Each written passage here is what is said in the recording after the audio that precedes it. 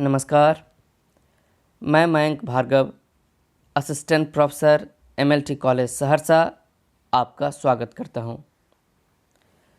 आज हम लोग अर्थ परिवर्तन के कारणों पर विचार करेंगे, जो भूपेंद्र नारायण मंडल विश्वविद्यालय अंतर्गत स्नातकोत्तर हिंदी के सेमेस्टर 1 के CC 1 का अंश है।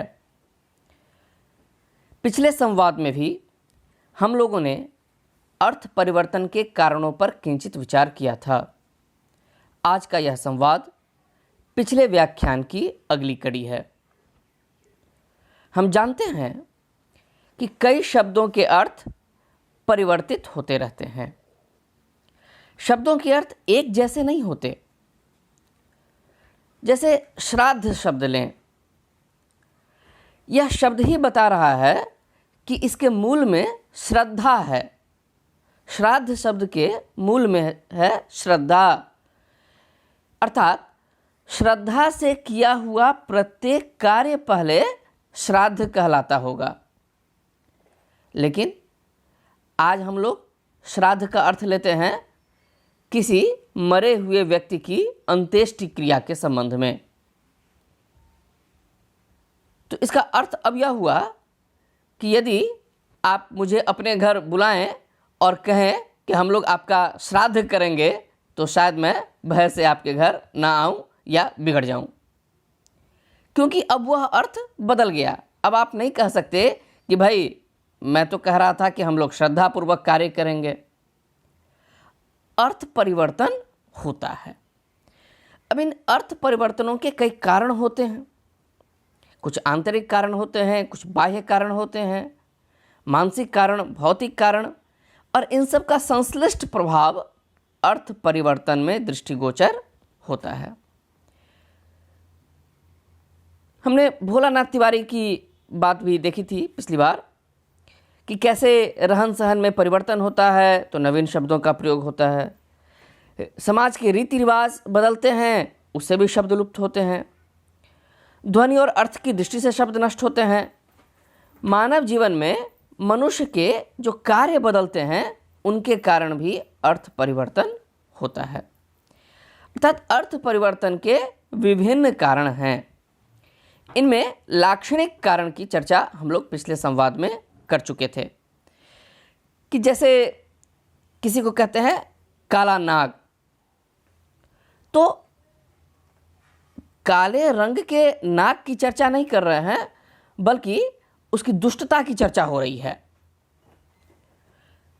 वैसे जितने मुहावरे होते हैं उनमें भी यह लाक्षणिकता दृष्टिगोचर होती है, जिसके कारण अर्थ बदलता है।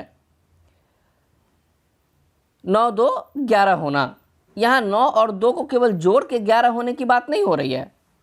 अर्थ बिल्कुल बदल जाता है, भाग जाना, यानी लाक्षणिकता के कारण अर्थ परिवर्तित होता है। फिर हमने देखा था कि यह अर्थ परिवर्तन परिवेश परिवर्तन के कारण भी होता है। परिवेश में भौगोलिक परिवर्तनों की चर्चा हुई थी। जैसे कॉर्न शब्द का उदाहरण लिया गया था कि एक ही शब्द है कॉर्न, पर किसी देश में उसका अर्थ है गेहूं, दूसरे देश में उसका अर्थ है बाजरा, और कहीं इसी कॉर्न का अर्थ होता है मक्का। यानी भौगोलिक परिवर्तन होने के साथ साथ अर्थ में भी परिवर्तन दृष्टिगोचर होता है। सामाजिक परिवेश यदि बदल जाए तो वहां भी अर्थ परिवर्तन होता है। सामाजिक परिवेश कहने का आशय है समाज का बदलना। एक ही क्षेत्र में हम जब मोहल्ले में या अपने परिवार में होते हैं और वहाँ जब बहन कहते हैं, उसका दूसरा अर्थ है, सिस्टर का दूसरा अर्थ है बहन के अर्थ में। परंतु अस्पताल में किसी महिला चिकित्सिका को सिस्टर नहीं कहेंगे, वहाँ सिस्टर का अर्थ हो जाएगा उपचारिका। तो सामाजिक परिवेश बदला तो सिस्टर शब्द का अर्थ बदल गया। यही परिवेश बदल के अगर रोमन कैथोलिक धार्मिक संगठन की बात होने लगेगी तो वहाँ mother, father, brother, sister in शब्दों के अर्थ बिल्कुल अलग हो जाते हैं। फिर भौतिक परिवर्तन की बात हुई थी कि कैसे ट्वीट शब्द का जो भी अर्थ होता है, लेकिन आज हम कहते हैं कि आज मयंक भार्गव ने ट्वीट किया, इसका अर्थ होता है कि उन्होंने ट्विटर पे कुछ लिखा, यानी भौतिक परिवेश बदला और उस शब्द का अर्थ बदल गया। आज जो हम पानी पीने का पात्र है हमारे पास, वह चाहे पीतल का हो, स्टील का हो, लेकिन कहते हैं उसे ग्लास। कांच का बना हुआ यह अर्थ नहीं रहा ग्लास शब्द में, अर्थ परिवर्तित हो गया। तो इन कारणों की चर्चा पिछले संवाद में हो चुकी है। आज हम लोग विनम्रता प्रदर्शन यानी इस कारण को देखेंगे। विनम्रता प्रदर्शन के कारण भी शब्द के अर्थ परिवर्तित होते हैं। भाषा समाज का अंग है। विचारों के संप्रेषण के लिए भाषा का प्रयोग होता है। तो स्वाभाविक है कि जब हम समाज में रहते हैं तो एक सामाजिक शिष्टाचार होता है, उसका पालन करते हैं। किसी बड़े व्यक्ति से कैसे बात करेंगे, सहकर्मी से कैसे बात होगी, छोटे को स्नेह कैसे देंगे, हर परिस्थिति में एक ही शब्द एक ही अर्थ नहीं देता। जैसे किसी बड़े व्यक्ति से अगर हम पूछते हैं कि आपका घर कहाँ है, तो उसके लिए कहते हैं कि आपका दौलत खाना कहाँ है। कोई ज़रूरी नहीं है कि उनके पास सचमुच बहुत बड़ी दौलत हो, मगर विनम्रता प्रदर्शन करने के लिए यहाँ दौलत खाना का अर्थ यह नहीं रहा कि जहाँ बहुत दौलत रखी हुई हो, बल्कि दौलत खाना का अर्थ हो गया घर। शब्द का अर्थ परिवर्तित हो गया। विशेष करके अपने छात्रों से मैं कहना चाहूँगा कि जब किसी बड़े अधिकारी से मिलें तो शब्दों के प्रयोग में सतर्क रहें। बहुधा आपने देखा होगा कि ऑफिस वगैरह में जब किसी बड़े ऑफिसर से मिलते हैं तो लोग कहते हैं कि सरकार का दौलत खाना कहाँ है। अब यहाँ सरकार के भी मायने बदल रहे हैं। दौलत खाना की चर्चा हो ही गई। उसी प्रकार जब अपने बारे में बात करते हैं, वक्तृता का यह सामान्य नियम है कि जब दूसरे की चर्चा हो तो बहुत विनम्रतापूर्वक, और जब अपना उदाहरण दिया जाए तो उसमें अहंकार किंचित मात्र नहीं आना चाहिए। जब कभी आप भाषण आदि दें तो इसका ध्यान रखें कि दूसरे की चर्चा बहुत विनम्रतापूर्वक, और जब अपनी चर्चा हो, अपना उदाहरण हो, तो उसमें जरा भी अहंकार नहीं झलकना चाहिए। तो जब अपने घर की बात करेंगे, आप किसी को बुला रहे हैं, किसी बड़े व्यक्ति को अपने यहाँ बुला रहे हैं, तो यह नहीं कहेंगे कि आइए मेरे दौलत खाने पे, बल्कि वहाँ कहते हैं कि खाकसार का गरीब खाना सहरसा में है। यानी भाई हो सकता है कि आप उतने गरीब भी ना हो, फिर भी कहते हैं कि मेरे गरीब खाने पे आने की का कष्ट कीजिएगा। यानी गरीब खाना शब्द का अर्थ यहाँ घर के लिए है। इसी प्रकार कई शब्द ऐसे हैं।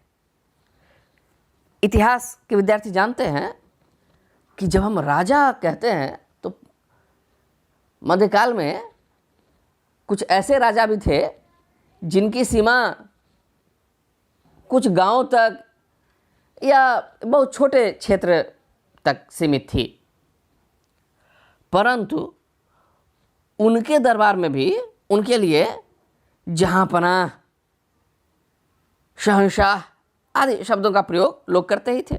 चाटुकारिता में भी हो सकता है कि राजा बहुत दानी न हो, पर फिर भी लोग उन्हें कहते हैं अन्नदाता। जहाँपना, दया निधान, आलमपना, तो ऐसे सभी शब्द राजा के अर्थ में प्रयुक्त किए जाते हैं। हो सकता है कि पूरे संसार के वो मालिक ना हो, फिर भी जहाँपना शब्द का अर्थ लेते हैं राजा। कोई हमारे घर आता है तो हम कहते हैं कि आपने कृपा की। अब यह पूछते हैं उससे कि कैसे कृपा की। हम पूछना चाहते हैं उससे कि कैसे आना हुआ। तो आने के अर्थ में शब्द प्रयोग कर रहे हैं कृपा। यहाँ कृपा शब्द का अर्थ हो गया आना। कैसे कृपा की आपने, तो पूछना चाह रहे हैं कि किस कारण से आप यहाँ आए हैं। इन सबसे स्पष्ट है कि शब्दों का अर्थ विनम्रता प्रदर्शन से परिवर्तित होता है। अगले कारण के रूप में हम देखेंगे सुश्राव्यता, यानी सु मतलब सुंदर, श्रव्य यानी सुनना। हम अच्छी अच्छी बातें सुनना चाहते हैं। यह समाज में हम इसका ध्यान रखते हैं कि जो बातें सुनने में अच्छी न लगें, हम सीधे सीधे उस शब्द का प्रयोग करने से बचते हैं। कोई अशुभ सूचक बात होती है तो हम उसको प्रत्यक्ष तरीके से नहीं कहते। जैसे कोई व्यक्ति यदि मर जाए तो हम यह नहीं कहते कि फलाने व्यक्ति मर गए। हम कहते हैं उनका स्वर्गवास हो गया। स्वर्ग होता है नहीं होता है हम नहीं जानते। होता भी है तो स्वर्ग के साथ साथ नरक की भी अवधारणा है। जाने वाला स्वर्ग गया नरक गया हमें नहीं पता, परंतु हम कहते हैं उनका स्वर्गवास हो गया। यानी स्वर्गवास से आशा है कि मर जाना। तो इस अर्थ में अब हम बदले हुए अर्थ में लेते हैं, परिवर्तित होता है अर्थ। इसी प्रकार मर जाने के लिए ही एक दूसरा शब्द प्रयोग करते हैं, पंच तत्व को प्राप्त होना। माना जाता है कि 5 तत्वों से चित जल पावक गगन समीरा, इन 5 तत्वों से यह शरीर बना है और जब मृत्यु हो जाती है तो ये तत्व समाप्त हो जाते हैं। तो इसीलिए सीधे सीधे न कहते हैं कि मर जाना, बल्कि कहते हैं पंच तत्व को प्राप्त होना। अब ये नहीं कि आप कोई दूसरा 5 तत्व ले आएं और कहें कि वह पंच तत्व को प्राप्त हो गया, उसके पास दूसरे 5 तत्व आप बाजार से खरीद के ला सकते हैं, लेकिन यह नहीं कहेंगे। पंच तत्व को प्राप्त होना, इसका अर्थ बदल गया। क्यों बदला? क्योंकि हम सीधे सीधे कहना या सुनना इस शब्द को नहीं चाहते। मृत्यु हमारे समाज में या किसी भी समाज में एक डरावना शब्द है। हम डरते हैं इस शब्द से, इसीलिए इस शब्द के प्रयोग से भी बचते हैं।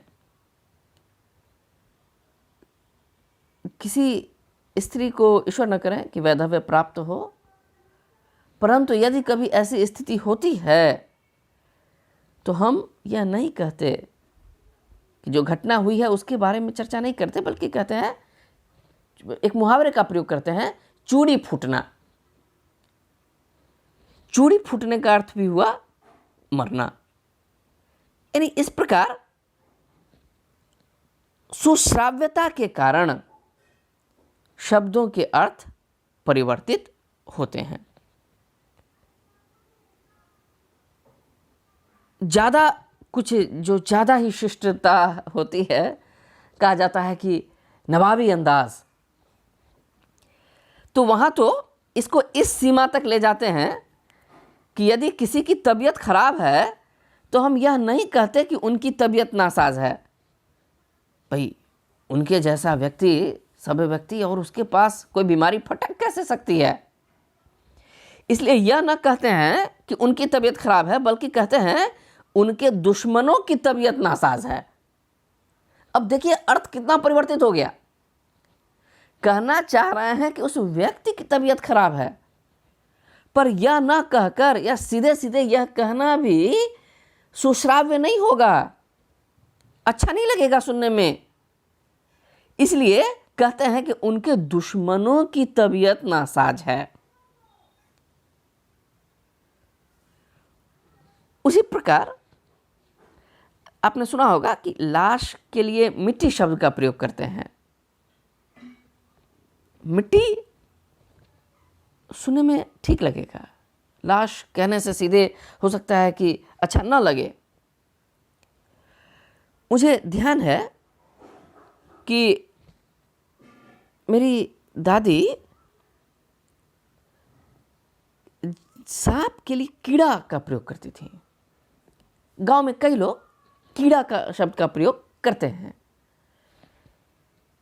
जब शाम वाम होती है तो कहते हैं दरवाज़ा बंद कर दो तो कीड़ा आ जाएगा। तो प्रारंभ में लगता था कि भाई कीड़े तो घर में आते ही रहते हैं, ये कौन सा कीड़ा है। बाद में धीरे धीरे समझ में आया कि नहीं, कीड़ा शब्द का प्रयोग करते हैं क्योंकि सांप शब्द के उच्चारण से भी बचते हैं। इतना भय है उसके उच्चारण में कि सांप शब्द सीधे सीधे कहना सुश्राव्य नहीं होगा। इसीलिए सांप को कीड़ा कह के बुलाते हैं, या कई दफ़ा उसके लिए रस्सी शब्द का भी प्रयोग कई जगह करते हैं। यानी किसी अशुभ शब्द को, लज्जास्पद शब्द को, घृणास्पद बात को सीधे सीधे न कहकर घुमा फिरा कर प्रकट करना, यह मनुष्य की मनोवृत्ति है। इस मनोवृत्ति के कारण ही शब्दों के अर्थ परिवर्तित होते हैं। कई उदाहरण इसके दिखते हैं। एक प्रवृत्ति यह भी है कि भाई माना जाता था कि भारतीय समाज में स्त्रियां पति का नाम सीधे सीधे नहीं लेती हैं, उसे अच्छा नहीं माना जाता था। तो बच्ची के बाबूजी, लल्ला के लाला, या यदि किसी खास जाति से संबद्ध हैं तो अपने पति के लिए वह प्रयोग करते हैं शब्द पंडित जी, कि पंडित जी यहाँ गए हैं, अगर उनको बोलना ही पड़ा। तो अब यहाँ देखिए पंडित जी का अर्थ बदल गया। पंडित शब्द जातिवाचक संज्ञा में एक खास जाति के लोगों के लिए है। व्यक्तिवाचक संज्ञा में यह पंडित जी शब्द जवाहरलाल नेहरू के लिए प्रयोग होता है। पर कोई पत्नी अपने पति के लिए भी इस शब्द का प्रयोग कर सकती है, जहां पंडित जी शब्द का अर्थ आएगा उसके पति से। तो इस प्रकार शब्द के अर्थ परिवर्तित होते हैं, और इस कारण को ही हम कहते हैं सुश्राव्यता। अगला कारण है व्यंग्य। व्यंग्य में भी अर्थ बहुत ज़्यादा बदलते हैं।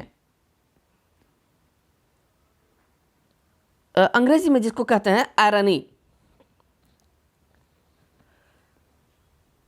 आम जनजीवन में भी इसके प्रयोग होते हैं और काव्य में भी इसका प्रयोग होता है, जब व्यंग्य के कारण अर्थ बदल जाता है। आम जनजीवन में यदि कोई पुत्र बहुत देर से उठता है और उसके पिता क्रोधित हैं, तो वह अपने क्रोध को सीधे सीधे व्यक्त नहीं करते हैं, बल्कि व्यंग्य में कहते हैं कि बहुत सवेरे उठ गए। अब आशा है, वो कह रहा है कि बहुत सुबह उठ गए, आशा है कि बहुत देर से उठे। यदि कोई बहुत देर से घूम के घर आ रहा है, उसके पिता को यह पसंद नहीं आया, तो कहते हैं क्यों जी, आज बहुत जल्दी घर लौट गए। कह रहे हैं बहुत जल्दी घर लौट गए, पर व्यंग्य से अर्थ होगा बहुत देर से लौटे। हाल में ही मैंने अपनी धर्मपत्नी को बात करते सुना कहीं फ़ोन पे। उन्हें शिकायत मिली थी कि एक रिश्तेदार का पुत्र आजकल पढ़ाई नहीं कर रहा है। तो उन्होंने उसे फ़ोन करके समझाने की कोशिश की और कहा, उदाहरण के लिए नाम ले लेते हैं आयुष, कि क्यों आयुष, सुना है कि आजकल बहुत पढ़ रहे हो। अर्थ हुआ कि यानी पढ़ाई नहीं कर रहे हो। इस प्रकार के प्रयोग व्यंग्यार्थ में प्रयुक्त होते हैं, जिनमें शब्दों के अर्थ बदल जाते हैं। इसको और स्पष्ट करने के लिए सूरदास की एक पंक्ति देखें। भ्रमर गीत प्रसंग में यह पंक्ति आई है, जब उद्धव गोपियों को समझाने गए हैं कि तुम सगुण भक्ति छोड़कर निर्गुण भक्ति की ओर प्रवृत्त हो, यानी कृष्ण को भूल जाओ और निर्गुण आराधना करो। तो गोपियां उन्हें उत्तर देते हुए कहती हैं, उद्धव तुम हो अति बड़ भागी। हे उद्धव, तुम बहुत बड़ भागी हो। उद्धव तुम हो अति बड़ भागी, अपरस रहत स्नेह तगाते, नाहिन मन अनुरागी। कि हे उद्धव, तुम बहुत बड़ भागी हो, कह रही हैं कि तुम भाग्यवान हो, पर व्यंग्यार्थ में अर्थ आएगा कि तुम बिल्कुल भाग्यहीन हो, कि कृष्ण के साथ रहकर भी तुम कृष्ण के आकर्षण में अनुरक्त नहीं हुए। तुम उस स्नेह के तगा से, स्नेह रूपी धागे से बिल्कुल अछूते हो। जैसे कमल का पत्ता जल में रहकर भी उससे बिल्कुल असंपृक्त रहता है। ज्यों जलमाह तेल की गागरी, बूंद न ताको लागी। जैसे तेल की गगरी जल में रहे फिर भी एक बूंद जल से उसका स्पर्श नहीं होता, वैसे ही कृष्ण के साथ रहकर भी तुम बिल्कुल उनके प्रेम से अछूते रह गए। तुम बहुत बड़भागी हो, अर्थात तुमसे बड़ा भाग्यहीन अभागा कौन होगा। यह बड़भागी शब्द का अर्थ भाग्यहीन हो गया। यही व्यंग्य है। व्यंग्यार्थ के कारण अर्थ परिवर्तित हो गया। कोई बहुत कंजूस रहता है, उसको कहते हैं, आप तो साक्षात दानवीर कर्ण है। कोई व्यक्ति है जो बहुत पढ़ा लिखा नहीं है और उसे हम कभी दफा कह देते हैं कि आप तो साक्षात कालिदास हैं। तो जैसे लक्षणा में होता है, वैसे ही एक व्यंग्यार्थ में भी यह प्रवृत्ति होती है।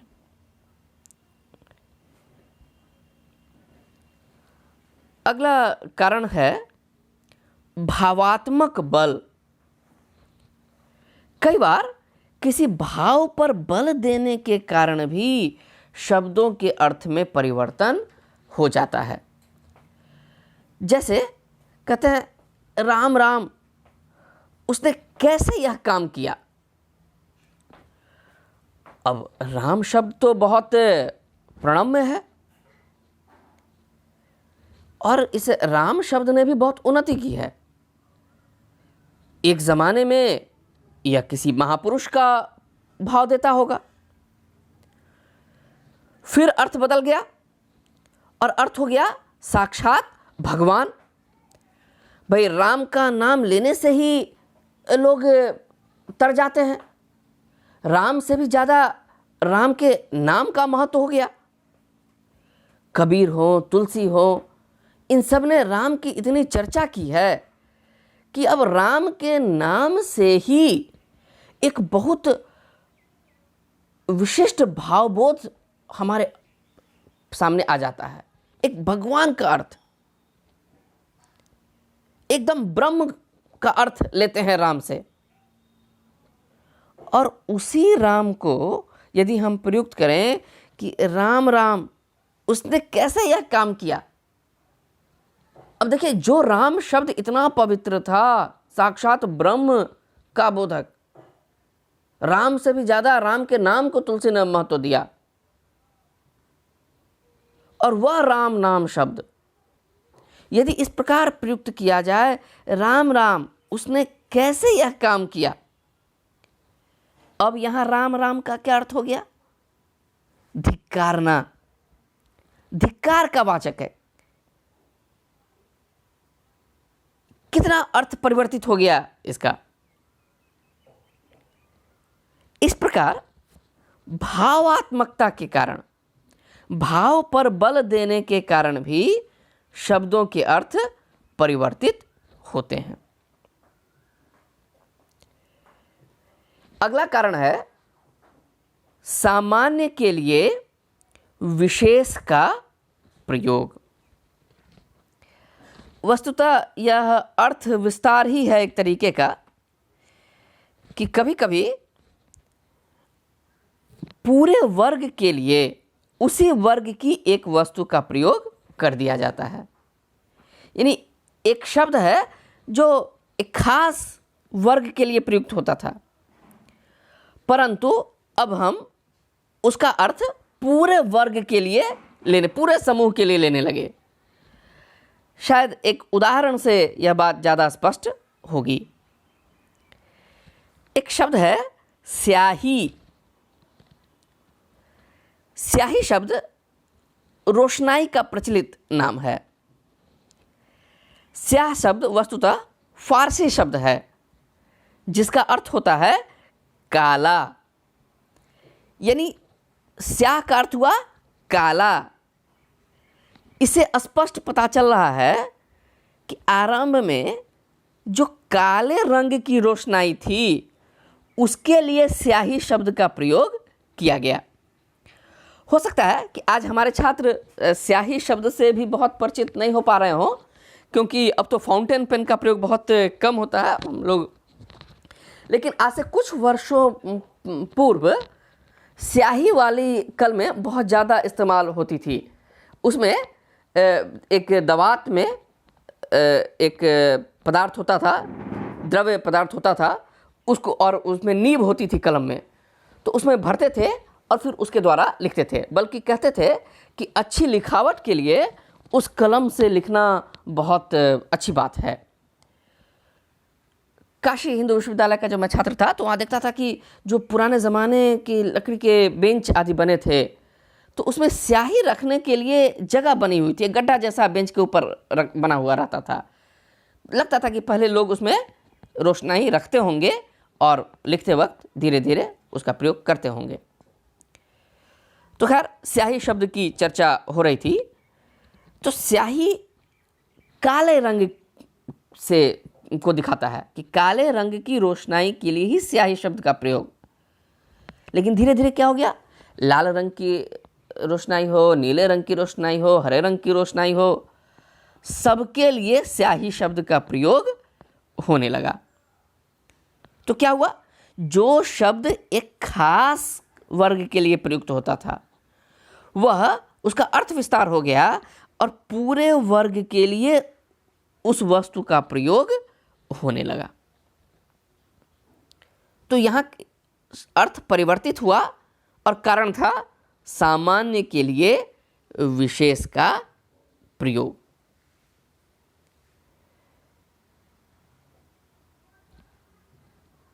हलवाई शब्द भी है ऐसा। आज मिठाई बनाने या बेचने वाले को हलवाई कहते हैं। अब यह तो आप आसानी से समझ रहे होंगे कि हलवाई शब्द हलवा से बना है। हलवा जो हमारे घरों में भी बनता है, एक खास मिठाई है जिसको हलवा कहते हैं। यानी शुरू शुरू में जो हलवा बनाता होगा वही तो हलवाई होगा। यानी एक खास मिठाई बनाने वाले को हलवाई कहते थे। लेकिन आज हलवाई जो होते हैं वो हर प्रकार की मिठाई बनाते हैं, बल्कि हम पूछते हैं कि आप कितने प्रकार की मिठाई बना सकते हैं। तो सामान्य के लिए विशेष का प्रयोग होने लगा और उससे अर्थ परिवर्तित हो गया। अगला कारण है अज्ञान अथवा भ्रांति। कई दफ़ा हमें पता नहीं होता, हम जानते नहीं हैं सही सही अर्थ में। विशेषकर लोक प्रयोग ऐसे बहुत होते हैं, लोक भाषा में ऐसे उदाहरण गाँव में आपको मिल जाएंगे। जब मैंने सुना है कि कलंक के लिए अकलंक शब्द का प्रयोग करने लगते हैं। शायद इसके पीछे भी यही प्रवृत्ति है सुश्राव्यता वाली, कि भाई हम कलंक शब्द का पहले प्रयोग नहीं करना चाहते होंगे, फिर धीरे धीरे क्या हो गया, अज्ञान भ्रांति, कि हम अब जानते भी नहीं। और अकलंक, बताइए, कलंक में उपसर्ग लगा दिया तो अर्थ तो बिल्कुल अज्ञान वाली चीज़ है इसमें, लेकिन कहते हैं कि उसको अकलंक लग गया। शब्द है फजूल, उसमें भी बे उपसर्ग लगा देते हैं उर्दू का नहीं के अर्थ में, और कहते हैं बेफजूल की बातें मत करो। अब फजूल ही काफ़ी था, लेकिन बे लगा दिया, और फिर ऐसा ही प्रयोग सुनते सुनते फिर वही प्रयोग होने लगा। खालिस के लिए निखालिस शब्द का प्रयोग होने लगा। तो इस प्रकार अज्ञान या भ्रांति के कारण भी शब्दों के अर्थ बदल जाते हैं। फिर अगला कारण है व्यक्ति के अनुसार भी शब्दों के संदर्भ या उनके अर्थ बदलते हैं।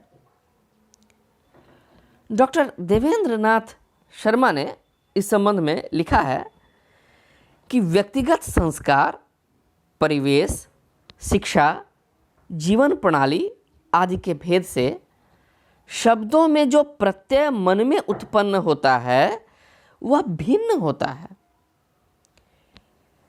यानी हर व्यक्ति के संस्कार अलग हैं, उनका परिवेश अलग है, उनकी शिक्षा दीक्षा भिन्न हुई है, जीवन शैली भिन्न है, तो वह एक ही शब्द का समान अर्थ हर व्यक्ति में नहीं आएगा।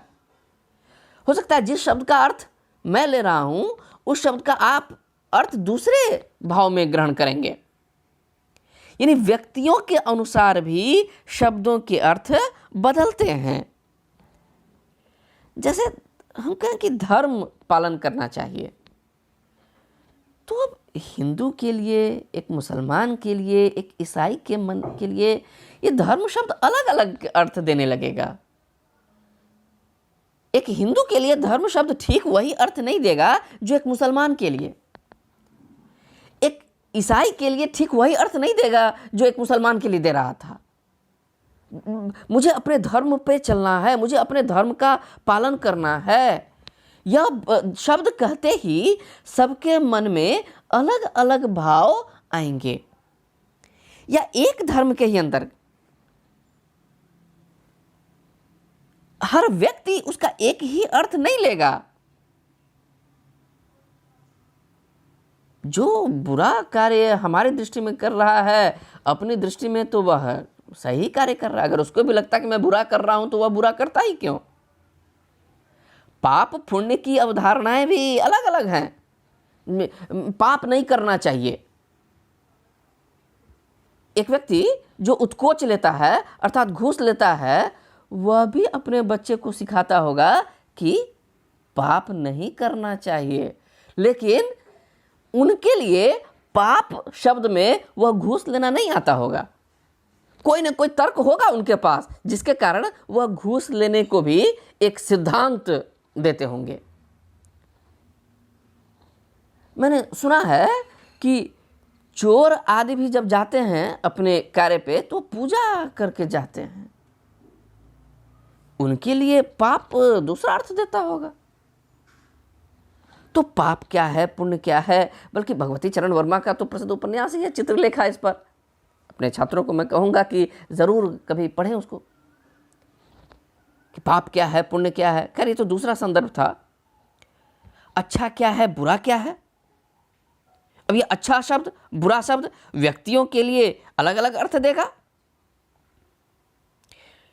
खाद्य, एक शाकाहारी के लिए खाद्य शब्द दूसरा अर्थ देगा, एक मांसाहारी के लिए दूसरा अर्थ देगा। हम जानते हैं कि शाकाहारियों में भी कई किस्म के लोग होते हैं, मांसाहारियों में भी कई किस्म के लोग होते हैं। तो सबको एक ही अर्थ नहीं देगा ये मांसाहारी शब्द या शाकाहारी शब्द। कई दफ़ा गफलत हो जाती है। कई देशों में अंडे को शाकाहार में गिनते हैं, कई देशों में नहीं गिनते हैं। कई दफ़ा जब हवाई यात्रा करेंगे तो शाकाहारी भोजन चुनने पे वो अंडा भी दे देते हैं। तो यह परिवर्तन होता है अर्थ का। व्यक्तियों के अनुसार शब्दों के अर्थ अलग अलग होते हैं। जैसे विश्व युद्ध का उदाहरण लें तो जर्मनी और इंग्लैंड दोनों कह रहे थे कि हम लोग लोकतंत्र की रक्षा के लिए लड़ रहे हैं।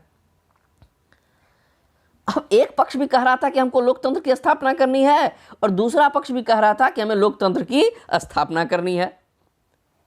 अब यदि एक ही चीज की स्थापना करनी थी तो युद्ध क्यों हुआ? स्वाभाविक है कि हर देश या समाज में इसके अलग अर्थ हो रहे थे। हर व्यक्ति इसका अलग अर्थ ले रहा था लोकतंत्र का। इनके लिए जो लोकतंत्र का अर्थ था वही लोकतंत्र का अर्थ दूसरे के लिए नहीं था।